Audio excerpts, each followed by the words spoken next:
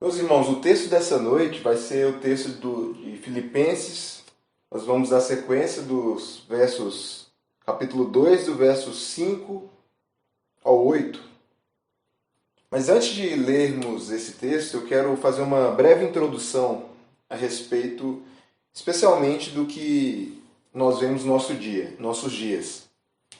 É muito comum nós ouvirmos dos evangélicos modernos hoje que a teologia esfria o crente, que nós não precisamos de doutrina, nós não precisamos de teologia, mas nós precisamos de Jesus. Nós precisamos de amor.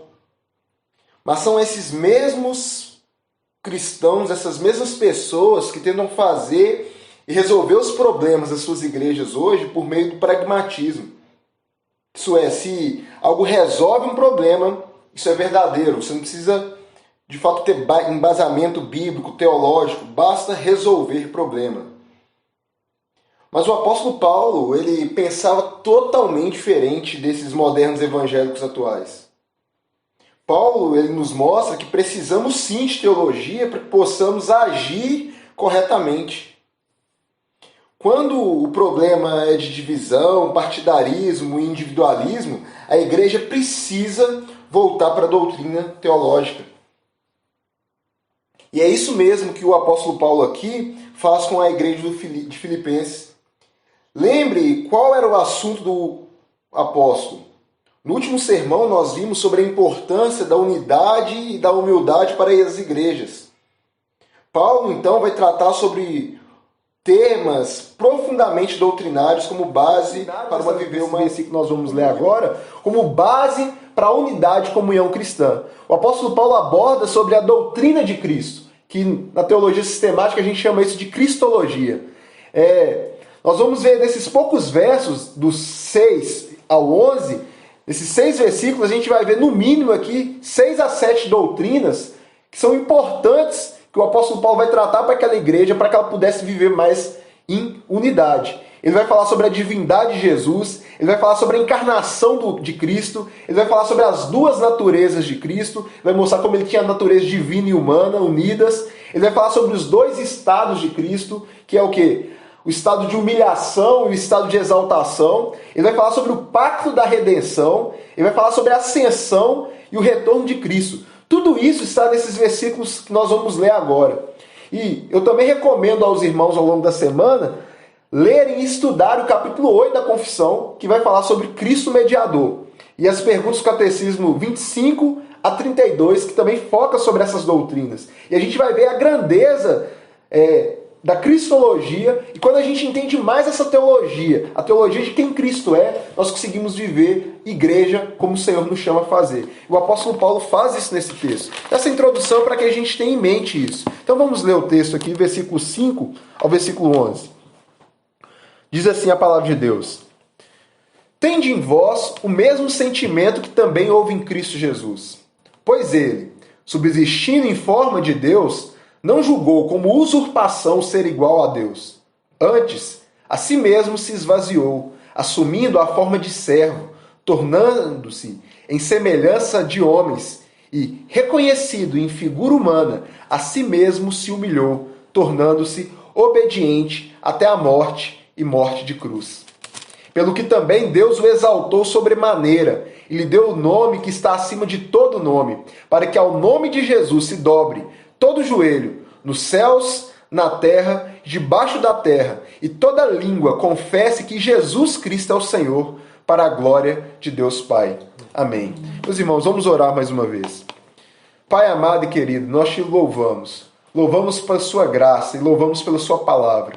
Obrigado por nos enviar seu Filho, Jesus Cristo, nosso Redentor, para que através dele nós pudéssemos sermos salvos, para que nós pudéssemos, ó Deus, sermos reconciliados, termos vida eterna. Louvado seja o seu nome, ó Cristo, por nos revelar a vontade do Pai. Louvado seja o seu nome, ó Deus Espírito, por nos levar a Cristo Jesus para a nossa salvação e habitar em nós hoje. Seja louvado para sempre, ó Deus, autor e consumador da nossa fé e da nossa salvação. Pedimos a Ti a iluminação do Senhor aos nossos corações, que sua palavra possa, ó Deus, nesse momento nos instruir, para que nós possamos glorificar mais ao seu nome e viver Ó Deus, em gratidão para sempre, em conformidade à sua palavra. É o que pedimos, no nome de Jesus. Amém. Amém. Amém. Meus irmãos, Jesus, ele não impacta apenas a vida do crente quando ele se converte. Há um impacto, há uma mudança em nossa vida quando nós fomos alcançados pelo Evangelho. Mas o impacto que Cristo causa não é apenas um impacto pessoal, mas o impacto de Cristo foi um impacto mundial. É um impacto, o mundo foi impactado depois do nascimento de Cristo. A maneira de contar mudou, e a gente sabe, antes de Cristo e depois de Cristo. A maneira de pensar, a maneira de agir mudou depois da encarnação de Cristo. Basta nós pensarmos historicamente que antes do cristianismo, o Ocidente não existia, nós não tínhamos o mundo conforme nós pensamos hoje. Hoje nós temos a moral cristã em uma grande parte do mundo. Tirando o Oriente, que ainda tem uma maneira de pensar totalmente diferente, o Oriente todo, o Ocidente todo, perdão, foi impactado pelo cristianismo, pelo Evangelho.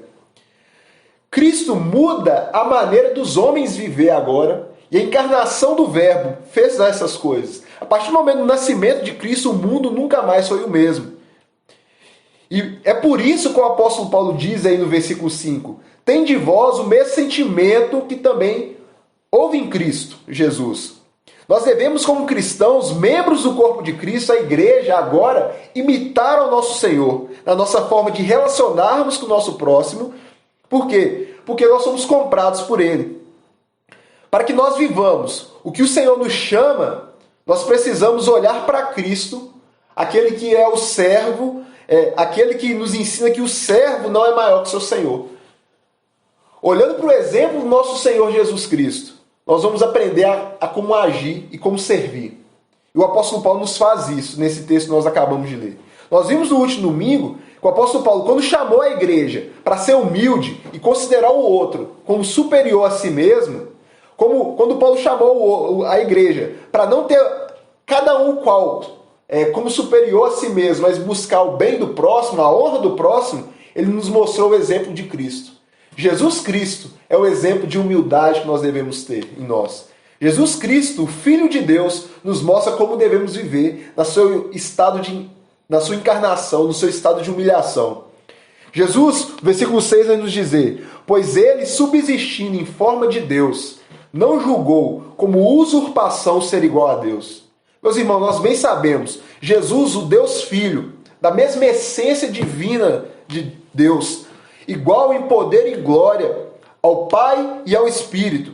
Ele é o mediador da igreja. É essa a nossa fé. Nós confessamos o Cristo mediador.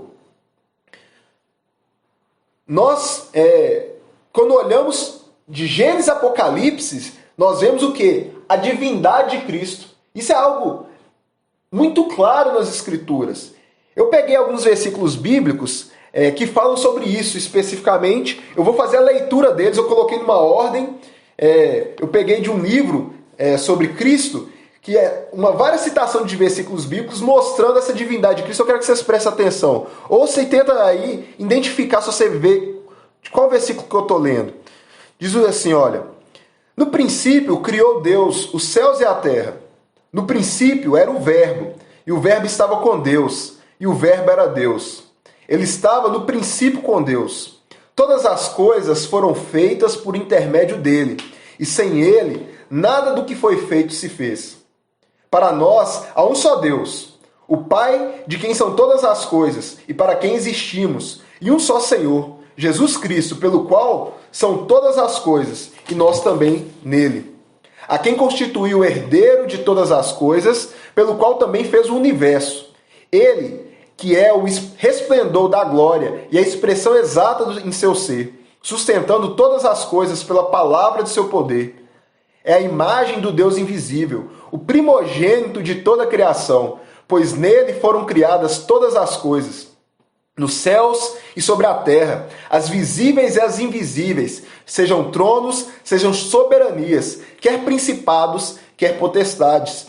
Tudo foi criado por meio dele e para ele. Ele é antes de todas as coisas. Nele tudo subsiste. A vida estava nele, e a vida era a luz dos homens. Nele habita corporalmente toda a plenitude da divindade. Meus irmãos, nesses versículos mostra quem é o nosso Deus. Esse é o nosso mediador. Esse é o nosso Senhor Jesus Cristo, o Filho eterno de Deus, que habitava com Deus Pai e Espírito antes mesmo da fundação do mundo, desde a eternidade. E nós lemos no Evangelho de João, no capítulo 1, versículo 14, e o Verbo se fez carne e habitou entre nós, cheio de graça e de verdade, e vimos a sua glória, glória como unigênito do Pai. Esse é o nosso Senhor, esse é o Senhor que a igreja confessa. Nosso Cristo é um Cristo exaltado, majestoso, porque a glória dele está antes mesmo da fundação do mundo. Ele tem a mesma glória que o Pai e que o Espírito. E o apóstolo Paulo, então, olha para o exemplo de Cristo, a grandeza de Cristo, a sublimidade de Cristo.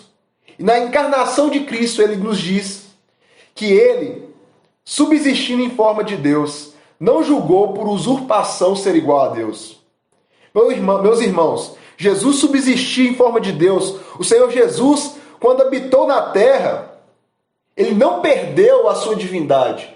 Ele subsistiu na terra, ele subsistiu aqui, viveu aqui, sendo Deus e homem perfeitamente. Ele é 100% Deus e 100% homem. O Verbo de Deus, quando se encarnou, ele manteve a sua essência divina. Ele manteve os seus atributos divinos. O apóstolo Paulo mostra que ele não perde a sua divindade, como alguns hereges dizem, que quando Jesus encarnou, ele deixou a sua divindade. Mas o texto nos diz que ele deixa a sua glória. Quando a gente lê subsistindo em forma de Deus, essa ideia de forma no texto, imagina só as roupas de um rei. As roupas de um rei mostram a majestade desse rei. Quando esse rei veste aquelas roupas gloriosas dele, veste ele como um rei, todo mundo reconhece a grandeza desse homem. Nós acabamos de ler o livro de Esther, onde Mordecai ainda continuou vestindo as roupas reais. E ele foi pelas ruas e as pessoas ali se alegravam. Era algo glorioso, majestoso. E quando nós lemos aqui o apóstolo Paulo dizendo Cristo subsistindo em forma de Deus, ele quer nos dizer o seguinte, olha, Cristo, ele tem essa majestade gloriosa. As roupas reais dele, a glória de Cristo é algo supremo. Essas roupas de Cristo, essa glória dele mostra quem ele é. Mas quando um rei, voltando no exemplo, tira essas vestes, ele não é claramente identificado. Se você pega um rei, e é muito comum nos filmes a gente ver isso, a gente vê um rei, um príncipe, e quando ele vai no meio do povo, o que ele faz? Ele não vai com a pompa toda, ele tira essa roupa, ele coloca um capuz ali, coloca uma roupa mais simples, para que ele passe ali, vamos dizer assim, desconhecido no meio das pessoas. E foi isso que o Senhor Jesus fez. O Senhor Jesus, subsistindo em forma de Deus, o texto vai dizer, não julgou como usurpação ser igual a Deus. Primeiramente, nós precisamos entender esse versículo. Quando ele diz, não julgou como usurpação. Meus irmãos, usurpação é o quê? Você tomar de alguém algo que não lhe pertence. É você roubar, você usurpou alguém. Você tirou de alguém algo. E Cristo não julgou que seria usurpação o ser igual a Deus. Não era errado, ele não estava tirando nada. Jesus Cristo, na sua encarnação, poderia ter encarnado como um príncipe grandioso. Ele poderia ter vindo nesse mundo como Moisés quando encontrou com Deus e estava ali, o seu rosto se resplandeceu de glória, havia um brilho grandioso no rosto dele, que ele precisou tampar com véu. Cristo podia ter vindo no mundo no seu estado de glorificação. Ele poderia ter nascido no meio do quê? Dos príncipes da terra. Ele poderia ter nascido em grande pompa, em grande glória. Mas ele voluntariamente deixou de lado todas essas coisas. Voluntariamente, ele não tomou o ser igual a Deus ao que ele deveria se apegar. E o que isso quer dizer? Ele não colocou isso como uma coisa tão grande que ele não pode cumprir a missão dele. Jesus Cristo, quando encarnou nesse mundo, ele veio como um servo humilde. Ele veio do quê? De mulher. Ele nasceu numa manjedoura. Ele nasceu num lugar onde não tem nenhuma beleza. A gente costuma ver, de maneira até pecaminosa, né? Porque é errado fazer imagem de Cristo, mas a gente vê esses presépios aí tudo bonitinho, limpinho. Meus irmãos, isso condiz com a realidade. Jesus nasceu numa manjedoura. Era um lugar onde quê? Ficavam os animais, ficava sujo, fedorento, cheiro de estrume. Ele nasceu num lugar não próprio para o nascimento. Ele nasceu onde os cavalos comem, os animais comem. Ele vem nesse mundo de podridão, o rei. E aqui Paulo está dizendo o seguinte, olha, Jesus Cristo não considerou a sua grande majestade ao encarnar, ao se encarnar, ao se tornar carne. Jesus Cristo se rebaixou. Ele se rebaixou ao ponto de nascer da sua criatura, de nascer de mulher, através da Virgem Maria. E ele faz isso de uma maneira voluntária. O versículo 7 nos diz: antes a si mesmo se esvaziou, assumindo a forma de servo. Antes a si mesmo. É o que ele toma voluntariamente. Ele abre mão da sua glória de maneira voluntária. Ele não se apega a isso. Ele se sujeita a um estado de humilhação. Porque a encarnação nos mostra isso. Pensa Deus, o Criador de todas as coisas. O que é excelso, é glorioso. Deixar de lado a sua glória e vir nesse mundo.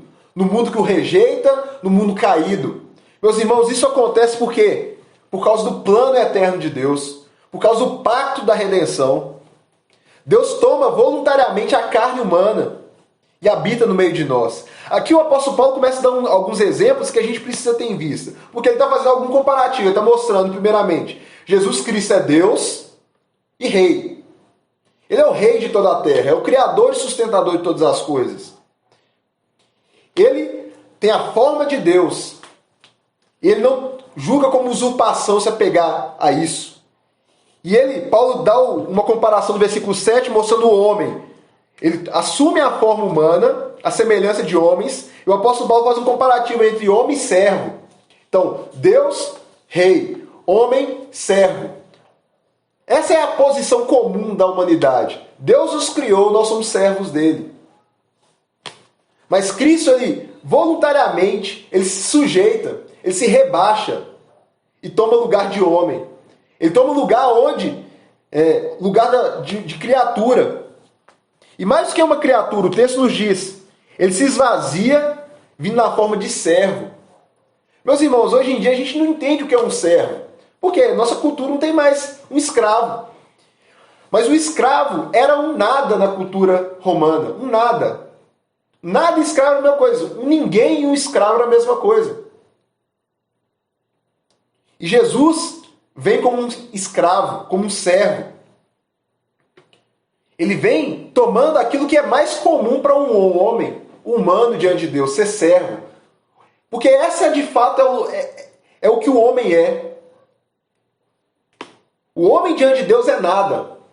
O homem diante de Deus é um servo que apenas deve obedecer. Mas Cristo Jesus esvazia de sua glória para se tornar um servo, para se tornar um homem. Paulo está querendo dizer para aquela igreja o seguinte: olha, meus irmãos, você está tendo partidarismo e vanglória. Olhe para Jesus. Ele que poderia, de fato, considerar a si mesmo. Ele que poderia se apegar à sua divindade, à sua majestade. Ele que não tinha nada de usurpação ser como Deus. Ele se esvaziou. Se ele se esvaziou, quanto mais nós, que deveríamos estar somente vazios. Meus irmãos, vanglória não combina com quem nós somos por natureza. Nós somos homens. Nós somos seres humanos. Nós deveríamos ser servos. Mas quando às vezes nós enchemos o nosso ego e queremos nos orgulhar da nossa miséria, orgulhar da nossa pequenez, e nós fazemos isso o quê? Ao comparar-se com o nosso próximo, ao tratar nosso próximo de maneira o quê? Ríspida, de uma maneira errada, por quê? Porque nós achamos que somos o que Deus não nos chamou para ser. E Paulo está falando, olha, Cristo Jesus é o exemplo perfeito do que é ser humilde. Porque ele não considerou como usurpação ser igual a Deus. Mas antes ele se humilha voluntariamente e assume a forma de servo, tornando em semelhança de homens. Ele foi reconhecido, o apóstolo Paulo diz, em figura humana. Isso aqui é importante para a nossa teologia cristológica. Jesus não era um fantasma. Alguém que parecia um ser humano, mas não era. Não, meus irmãos, a encarnação é Jesus tomando aquilo que é comum ao homem. Ele toma um corpo, uma alma racional. Ele vem e se coloca sujeito a todas as coisas que um homem comum passa. Fome, sede, necessidades biológicas. E é maravilhoso, porque quando você pensa lá, vamos pensar lá, Jesus quando bebê. Meus irmãos, o que um bebê sabe falar? Gugu, dadá, beabá, babá, dadá. Naquelas palavras simples de Jesus Cristo. Aquelas palavras é aquilo que a palavra de Deus diz, que sustentava todas as coisas pela palavra do seu poder. O Filho de Deus, que ali estava sendo alimentado por uma mulher, era aquele que alimentava e sustentava toda a realidade. Imagina a humilhação que é você criar um ser humano, você sustentar esse ser humano e nascer de um ser humano. Mas Cristo voluntariamente toma para si a natureza humana. Ele se encarna e vem a ser servo. O Franco Ferreira, que é um pastor e teólogo, ele vai dizer o seguinte: o eterno Filho de Deus, aquele que existe com o Pai desde toda a eternidade, em santa comunhão, em amor paternal e filial, em uma eterna troca de amor, desceu à terra. Ele se revestiu da natureza humana. O eterno Filho de Deus se revestiu da nossa natureza, da nossa criação. Nas palavras de Atanásio, que foi um pai da igreja lá no século IV, ele se tornou aquilo que somos, para que pudesse fazer de nós aquilo que ele é. Jesus tornou-se aquilo que nós somos, homens, para que pudesse fazer de nós aquilo que ele é, Filho de Deus. Meus irmãos, aquele que não conheceu o pecado, ele o fez pecado por nós, para que nele fôssemos feitos justiça de Deus, como o apóstolo Paulo diz em 2 Coríntios 5, 21. Esse é o nosso Cristo, esse é o nosso Redentor. E Jesus executa esse ofício de redentor dele em dois tipos de estados. No estado de humilhação e no estado de exaltação. O estado de humilhação nós vemos aqui do versículo 7 e 8. O estado de humilhação e de exaltação nós vemos do versículo 9 ao 11, que nós vamos ver, se Deus quiser, no próximo domingo. Mas perceba aqui, Cristo Jesus, ele deixa a comunhão, ele deixa a glória para vir nessa terra cumprir o pacto que ele fez com o Pai na eternidade. Um pacto de resgatar pessoas miseráveis, pessoas caídas, pessoas que não valem nada. Cristo toma a nossa natureza. Ele se torna um como nós, porque ele vem para representar o seu povo. Ele vem para representar aqueles que o Pai o deu na eternidade. Ele vem para viver a vida que eu e você não conseguem viver. Ele vem para nos resgatar da nossa própria miséria, da nossa própria queda. Cristo Jesus se humilha. E no que se constitui esse estado de humilhação? O versículo 8 nos diz: a si mesmo se humilhou, tornando-se obediente até a morte e morte de cruz. Meus irmãos, Cristo se humilha. E esse estado de humilhação, como o catecismo vai dizer lá na pergunta 31, a humilhação de Cristo se constitui em ele, e isso em condições precárias, ter nascido sob a lei, sofrido as misérias dessa vida, a ira de Deus e a morte de um maldito na cruz, em ser sepultado e permanecer sob o poder da morte por um tempo. Quando nós olhamos para a vida e a obra de Cristo, nós vemos ali o servo sofredor. Nós vemos ali o homem de dores, como nós lemos lá em Isaías capítulo 53. Jesus não vem, como eu disse, no trono, na pompa, tudo fácil. Não, ele vem como para sofrer. Ele vem e se humilha. E ele não se humilha apenas diante de Deus, ele vem se humilhar diante dos homens, porque ele vem ser servo dos homens. Ele mesmo diz no Evangelho: eu não vim para ser servido, mas para servir. E dar minha vida em resgate de muitos. Meus irmãos, tudo isso mostra o amor desse Cristo. Mas por que, a gente pode perguntar, foi necessário passar por todas essas coisas? Por que foi necessário que Cristo se humilhasse? Lá no Catecismo Ortodoxo, ele responde da seguinte forma, sobre a necessidade de humilhação até a morte de Cristo. Ele fala: por causa da justiça de Deus e da verdade de Deus, a satisfação pelos nossos pecados não poderia ocorrer de outra forma, senão pela morte do Filho de Deus. Meus irmãos, quando Jesus tomou a forma de homem, a forma de servo, ele estava ali se identificando com o seu povo. Ele estava se identificando como conosco. Deus se vem a nós, mas ele não vem diferente de nós. Ele toma carne e sangue. Ele se identifica com seus irmãos, como Hebreus diz, mas contudo sem pecado. Ele se identificou entre nós. O nosso Salvador se identificou com a nossa situação de pecado, de miséria. Jesus, nosso mediador, ele foi obediente até a morte de cruz. Meus irmãos, pensa só, ele se submete à lei de Deus, lei a qual ele mesmo criou, lei que reflete quem ele é. E ele se coloca debaixo dessas leis. Ele se colocou debaixo das leis cerimoniais. Tudo aquilo que era necessário a nós, Jesus Cristo se submeteu e cumpriu. E teve a sua obediência ativa, que é a obediência a toda a lei, obedeceu tudo que o Pai ordenou, fez o bem. E ele teve sua obediência passiva, se sujeitando às misérias referente à culpa do nosso pecado. Porque, meus irmãos, o salário do pecado é a morte, e o Filho de Deus não tem pecado para sofrer a morte. Se Cristo Jesus morre, é porque ele toma sobre si o nosso pecado. Ele representa-nos diante do Pai também como sofredor dos nossos pecados. Ele recebe a morte, o apóstolo Paulo vai dizer aqui.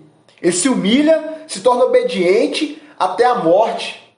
Imagina o que é morte para aquele que é o autor da vida, aquele que cria a vida. Meus irmãos, e a morte de Cristo não é uma morte qualquer. Ele está morrendo ali na cruz. A gente bem sabe como, tanto escrito em Deuteronômio, o apóstolo Paulo vai trazer isso lá em Gálatas 3, versículo 13, que Jesus recebe o castigo de um maldito. Maldito todo aquele que for pendurado no madeiro. Ele está se tornando agora um maldito por causa de nós, por causa da sua igreja. Cristo Jesus se identifica conosco naquela cruz. Ele está identificando com a nossa miséria que nós temos dentro do nosso coração, de quem nós somos,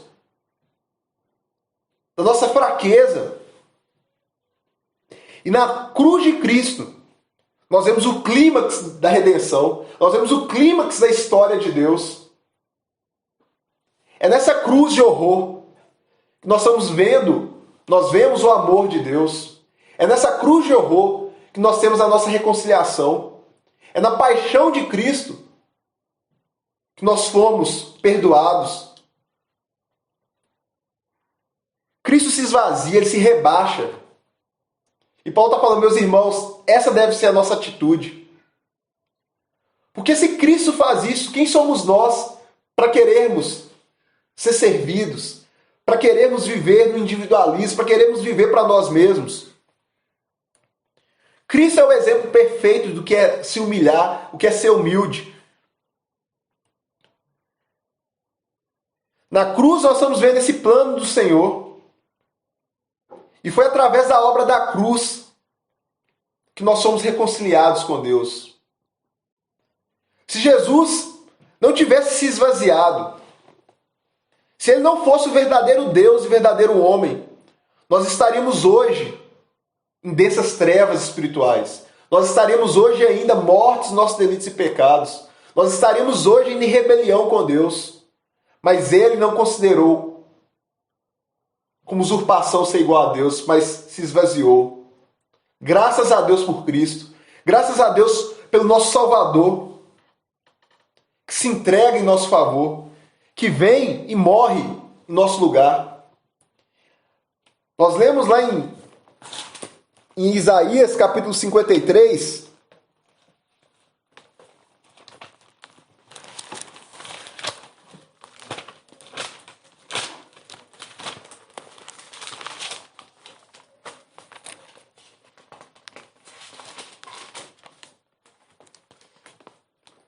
versículo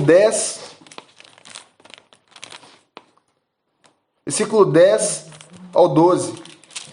Todavia, o Senhor agradou Moê-lo, fazendo-o enfermar. Quando ele der a sua alma como oferta pelo pecado, verá a sua posteridade e prolongará os seus dias. E a vontade do Senhor prosperará nas suas mãos. Ele verá o fruto do penoso trabalho de sua alma e ficará satisfeito. O meu servo, o justo, com seu conhecimento, justificará a muitos, porque a iniquidade deles levará sobre si. Por isso, eu lhe darei muitos como a sua parte, e como os poderosos repartirá ele o despojo, porquanto derramou sua alma na morte, foi contado com os transgressores. Contudo, levou sobre si o pecado de muitos, e pelos transgressores intercedeu. Meus irmãos, nosso Cristo, que foi esmagado e moído naquela cruz, que recebeu sobre si a nossa punição, recebeu sobre si a culpa do nosso pecado, Ele mesmo agora derrama sobre nós as suas bênçãos. Ele leva sobre si os nossos pecados. Ele intercede hoje por nós. Ele partilha conosco os seus despojos, as suas bênçãos recebidas da sua obediência. Meus irmãos, 3 aplicações para nós nesse texto. A primeira é: a salvação é exclusivamente através de Cristo. Meus irmãos, foi Ele que esvaziou. É Ele que tomou como servo e foi obediente até a morte. Eu e você, por nós mesmos, não conseguimos cumprir isso. Somente pela morte de Cristo na cruz que nós podemos encontrar perfeita salvação. A morte de Cristo é completamente suficiente para nos perdoar nossos pecados e nos colocar numa correta relação com Deus. Nada pode fazer isso. É Ele que pode de fato nos reconciliar. Como isso é importante para nós frisarmos, especialmente porque nós temos a tendência pecaminosa de querermos ser nossos próprios salvadores. De certo modo, nós inflamos porque nós achamos que nós somos pessoas muito boas, muito justas. Nós achamos que somos pessoas que somos dignas de receber o favor de Deus por nós mesmos. E isso, de certa forma, é confiar em nós mesmos para a nossa salvação. Meus irmãos, precisamos entender que a salvação só vem através de Cristo, porque nós estamos caídos sem Ele. Nós estamos na nossa miséria. É exclusivamente nele que nós encontramos suficientemente perdão e graça. É Ele que coloca os homens numa relação correta com Deus. Ele faz isso através de sua morte. Segundo ponto, a fé é o único meio pela qual nós recebemos os benefícios que vêm da morte de Cristo na cruz. Meus irmãos, a fé é um reconhecimento que nós não temos nada. É quando você reconhece que você não tem nada para oferecer a Deus. É o exemplo do mendigo. Você vai até um morador de rua, um mendigo. Meu irmão, é você que leva alguma coisa para aquele homem. Porque ele não tem nada para te dar em troca. A única coisa que ele faz é estender as mãos vazias e receber o pão que você está dando para ele, a sopa que você está dando para ele, o cobertor, a roupa. Então, quando ele está estendendo a mão para você, ele está reconhecendo que ele não tem nada. Ele está reconhecendo a sua autocondenação. Ele está reconhecendo que ele não pode oferecer nada para Deus. E por isso, para nós. Então, ele estende a mão. E da mesma forma é a fé. A fé é esse auto-reconhecimento que nós não temos nada. Quando nós estendemos as mãos para Jesus Cristo, quando nós dizemos a Ele, diante do Pai, eu creio, eu preciso, Nós estamos reconhecendo que tudo que precisamos está em Jesus Cristo. E nada temos a oferecer para tentar entrar numa correta relação com Deus. Tudo foi e é dado em Jesus Cristo, em sua morte, sepultamento e ressurreição. Isso é fé. É receber de Cristo aquilo que Ele nos dá. E Ele veio para nos dar a salvação, porque Ele veio para ser servo. Ele entregou sua vida. Meus irmãos, como é maravilhoso isso. Deus não está requerendo de nós uma perfeição, uma vida justa por nós mesmos. Deus não fala, esforce-se ao máximo, aí eu vou pensar em te salvar. Não. Ele nos deu tudo que é necessário em Cristo. Ele nos chama apenas de estender as mãos vazias ao Senhor. Se apegar à cruz com mãos vazias. E crer na obra de Cristo. Um terceiro aspecto de aplicação para nós. O Senhor Jesus se esvaziou de sua majestade, a gente viu isso. Para quê? Para ser um homem. Meus irmãos, eu e você já somos homens. Nós já somos humanos. E por isso, nós já somos servos. Nós não devemos achar que somos pessoas que merecem as coisas. Nos inflar com nosso orgulho e a vanglória.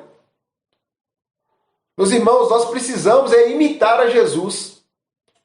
Imitar a humildade dele. Pois nele nós vemos o que nós devemos ser. Ele tomou a nossa natureza.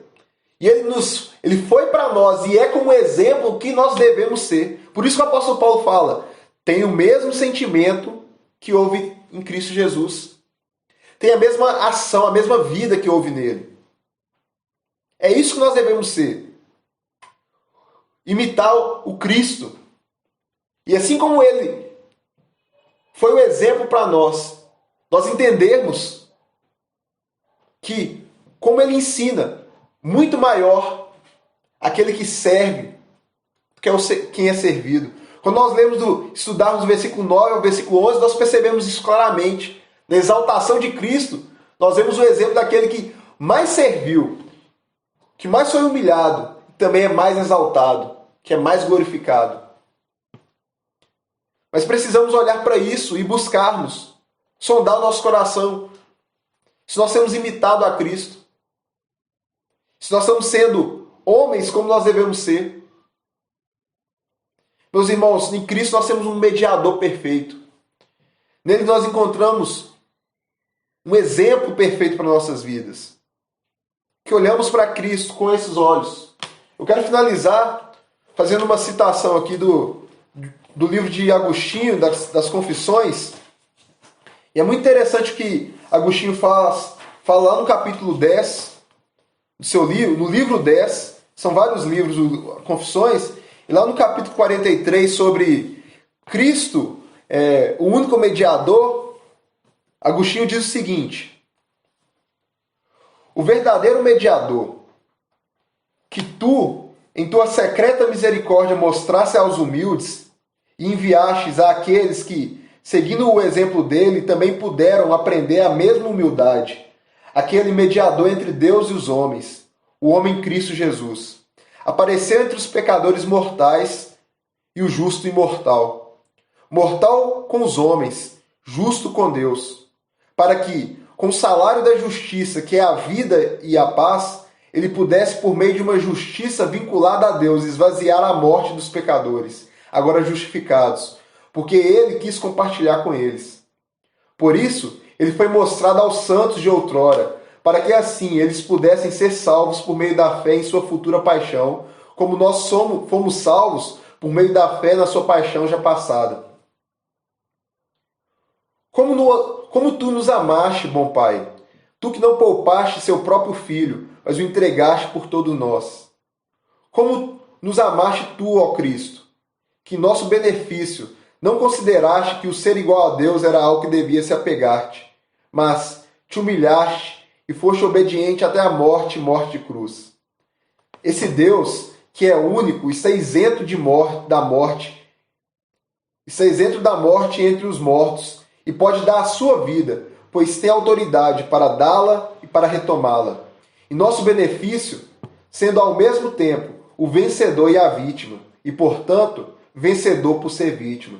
Em nosso benefício, sendo o sacerdote o sacrifício, e, portanto, o sacerdote por ser o sacrifício. Portanto, tornando-nos teus filhos mais do que teus servos, por ter ele nascido de ti e por nos servir.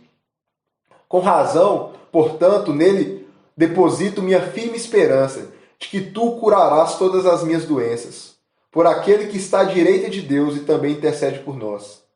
Se não fosse assim, eu deveria cair no desespero, pois muitas e grandes são as fraquezas, muitas e grandes, mas o teu remédio é mais poderoso. Poderíamos pensar que tua palavra distanciou-se de qualquer contato com os homens e perder a esperança de nos salvar. Mas a palavra tornou-se carne e viveu entre nós. Amém. Amém. Esse é o nosso Cristo, nosso mediador. Esse é aquele que se entregou por nós. Que nós venhamos olhando para Ele, recebendo dele todas as coisas, vivermos em gratidão, em serviço ao seu povo. Oremos ao Senhor nesse momento. Deus amado e querido, ó Tu, ó Pai, que em todas as coisas nos abençoe em Cristo. Obrigado por nos salvar. Obrigado, ó Jesus, por se tomar a nossa natureza, por se fazer homem, habitar no meio de nós e, através do Senhor, da sua obra, da sua cruz, nos reconciliar com o Pai. Nos reconciliar agora, ó Deus, consigo mesmo, para que possamos hoje, não mais como miseráveis, não apenas como servos, mas agora vivermos em relação com o Senhor como filhos justificados. Ó Senhor, Tu aplique em nosso coração cada dia mais a obra de Cristo. O Senhor guie nossa esperança, nossa fé, a se firmar não em outras coisas, mas somente em Cristo. Ó Deus, pedimos a Ti que conduza nossos passos, molde os nossos sentimentos, nos ensina a sermos humildes e a vivermos como o Senhor Jesus. Ó Deus, nós Te louvamos pela Sua salvação perfeita. Te louvamos por Sua graça. Te louvamos por Seu favor. Sê com cada um de nós, nos conduza em todas as coisas. Pedimos também a Ti, Senhor Deus, que o Senhor abençoe-nos nessa semana que inicia. Abençoe nossas atividades, nos conduzindo a crescermos à imagem e semelhança de Cristo. Abençoe, Senhor Deus, a nossa comunhão. Que o Senhor possa dar um coração, ó Deus, que Te louva. Coração, ó Deus, que engrandece o Senhor, que cumpre nossos votos, ó Deus, nesse mundo. Obrigado pelo Seu amor, por Sua graça, por Sua misericórdia. Obrigado. Nós Te louvamos e agradecemos no nome de Jesus. Amém. Amém.